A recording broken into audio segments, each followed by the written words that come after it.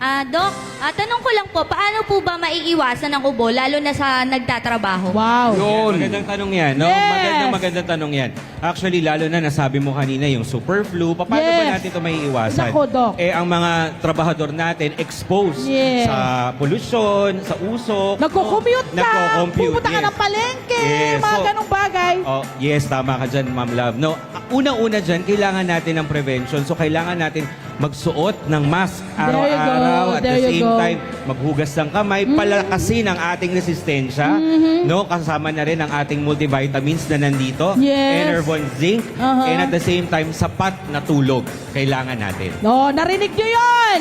Kailangan ilista nyo yun. O di kaya record nyo na itong sinasabi ni Doc para talaga namang todo-todo ang inyong pag-aalaga sa inyong sarili. Meron pa bang katanungan, my friend? Oo, syempre pinag-uusapan natin yung matinding ubo. Ayan, Yes. may katanungan si Julian. Ano po bang posibleng maging komplikasyon ng matinding ubo kapag hindi po natin Ay, naagapan? oo nga. Yan. So, simpleng ubo lang, no? Ang simpleng ubo na hindi naagapan po pwede itong mag-lead sa hirap na paghinga. Okay. Lalo na kapag may asthma Yes. ang pasyente, Yes, no? Doc. Hinahirapang huminga, sumasakit ang dibdib pag umuubo, no? O po pwede naman magkaroon ng impeksyon sa baga, katulad Okay. na lamang ng bronchitis o pneumonia. Kaya sa simpleng ubo pa lamang, dapat na magpa-check up sa ating mga doktor. Dok, ano Oo. po bang Yes, my friend. visa? Ano pong visa ng Solmux Advance? How does this come into play sa ating mga matitinding ubo? Okay. So, ang Solmux Advance is meron yung carbocysteine. So, ano ba ang carbocysteine? So, ang carbocysteine, ito yung nagpapalabnaw dun sa mga plema na o Bara. malapot. Yes, mabara. So, ito ay mailalabas natin na mabuti. Nice. Okay? Para hindi po mas lumala. At the same time, Aha. meron din tong zinc. So, nasabi ko nga kanina, di ba? Malaking factor ang Malaking zinc sa factor kasi pagtulong sa'yo, gumaling. yes. So, paglakas ng resistensya Ah. at hindi ka masyadong mas lumala yung ubo sitwasyon mo. Yes. Oo. Doc, kasi yung iba parang pag ubo, parang hinahayaan lang nila eh.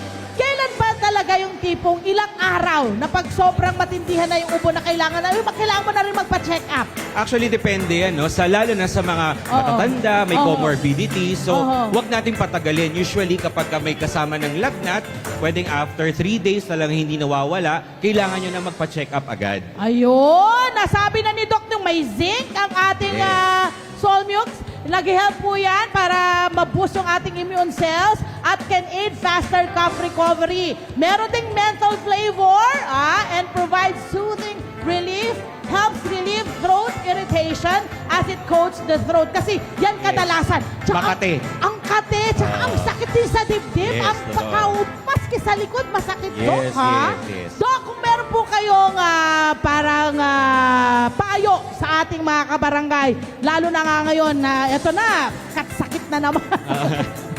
Yung mga Dahil na super rin yan, flu. love, sa panahon natin. Yun. Ano po ang panahon inyong may papayo sa kanila in general? In general, dapat samantalahin natin, no? Lalo na ngayon, may mga doktor, samantalahin natin na Yes. magpa-check up sa doktor. At the same time, wag hintaying lumala. Yun. No? Health is wealth. Health is wealth. No? Yes. Dr. Alcid po ako Yes. ng inyong katuwang sa inyong kalusugan. Ganda! At syempre, mabili na po kayo ng mga produkto ng Unilab na ngayon ay available dito po sa mga booth. Dahil I'm sure may mga ano yan, may mga discount yung mga yan para lang po sa ating mga kabarangay. Maraming salamat, Dr. Alcid! Thank Pati you, na rin thank po you, sa lahat ng thank mga you. kabarangay na nakisali sa ating alagang Unilab Health Talk.